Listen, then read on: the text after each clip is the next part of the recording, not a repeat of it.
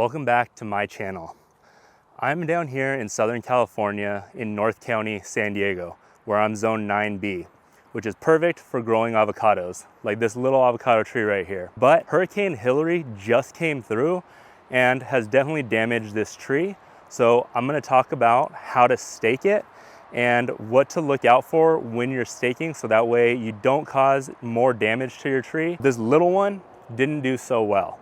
Now, it is staked up, and it came staked from the nursery that I got it, and they used that green agricultural tape on it, and it's actually held up well because the tree has been blocking out the sunlight, so it hasn't gotten sun dried or sun damaged and broken off. So I think that actually really helped save this tree from being completely blown over, and that would have led to this tree dying. So I'm glad it did hold up, but the top of it didn't do so well. This tree is about 8, maybe 10 feet tall now. And right now I'm 6 foot, and looking out over it, I don't think this is above 7 feet. So this tree needs to go back into the upright position. It's not ideal to stake a tree that's been in ground and has started to get established roots. You ideally want to put stakes in when you're planting your tree.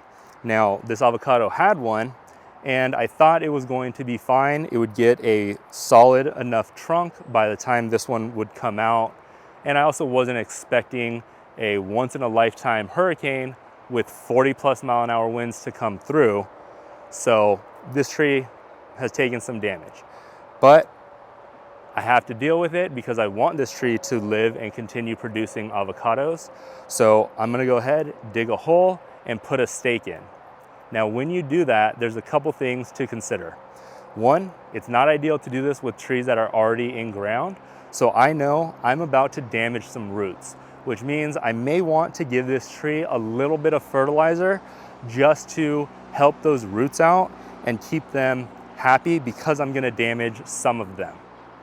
So that's the first thing to think about. With damaging these roots, depending on the time of year, do I need to give this tree some more fertilizer to help it recover right away? Or is it gonna be okay because maybe the tree's in winter and it's more dormant? Now, the second thing to think about is with getting this tree upright, we need to go ahead and think about what direction we wanna put our stake in order to pull the tree upright. Now, I know that the wind comes from the west over here and blows east, and you can tell that because of the way the tree is blown over from the hurricane. I'm gonna go ahead and put it on the west side of this tree. Now, we do get winds coming from the east in the morning as the sun comes over those mountains. It heats up the mountains and causes warm air to get pushed over this way.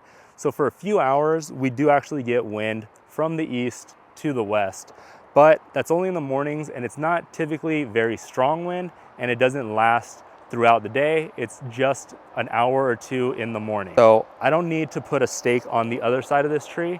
I really only need to put a stake in order to help get the tree upright. Now, the third thing you want to think about is the type of tree and how you're going to pull it upright. A tree's bark is its lifeline, so you have to be very careful with not damaging the trunk or the bark of the tree, especially with avocados, because they will easily girdle. That will lead to the tree dying. This one, I'm gonna end up having to use some rope that's a little bit thicker, and I'm going to have to tie several points to pull it.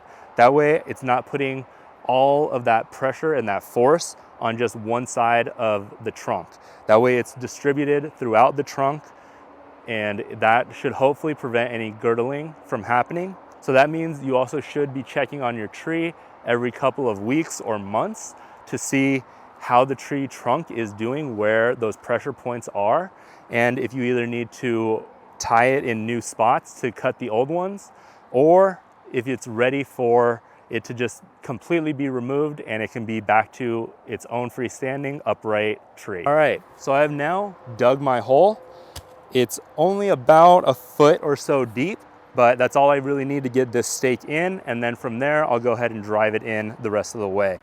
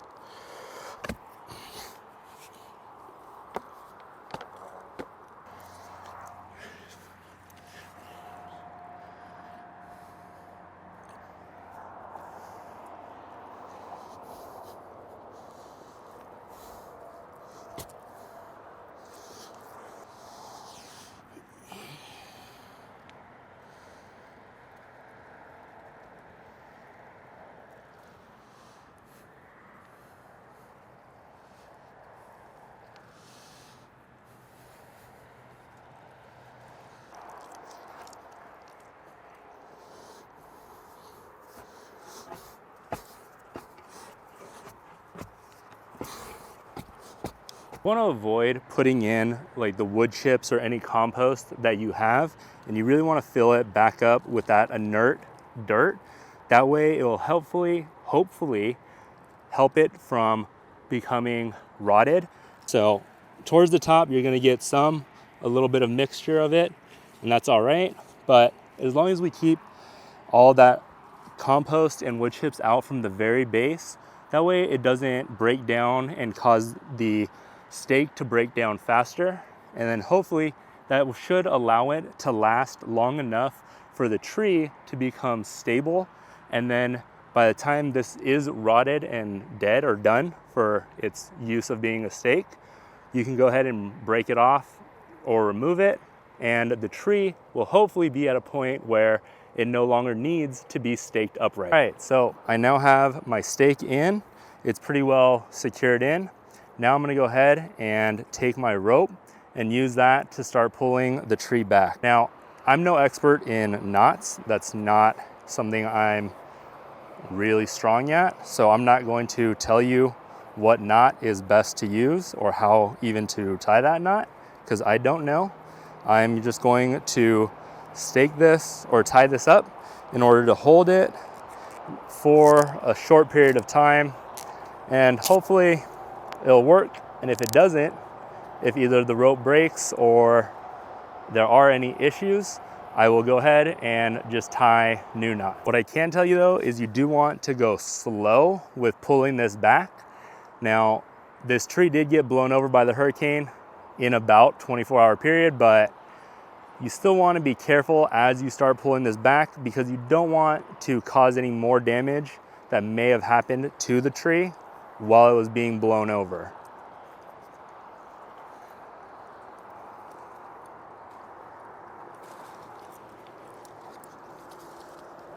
This is how I staked up my avocado tree after Hurricane Hilary hit us, and it got blown over by about 40+ mile-an-hour winds. So here's my tree upright. Hopefully everything will now be nice and happy and healthy with this tree, and it can go on and produce nice avocados for me. All right, so this is how I staked up this tree, and it should be all good now. I did tie the trunk back up to the original stake because I did remove all of the green plastic tape that was holding it to the original one. It was starting to stretch out and it wasn't holding the tree well. So I did put another tie up or knot on the other side to hold the trunk, keeping it upright while this is pulling the top back towards an upright position. So if you have to do this with one of your trees, be sure that you do get it back upright and that you check on your tree every so often.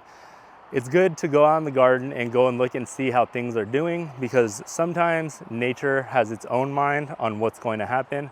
And in order to keep this tree alive, we have to intervene a little. All right, that's all I got for staking up this tree. It's starting to get pretty warm out, even though it's overcast and the humidity is in the 90s. So I'm gonna go ahead and finish up some other things before it starts getting really warm. So go on the garden, go get dirty, and I'll see you on the next one. Bye.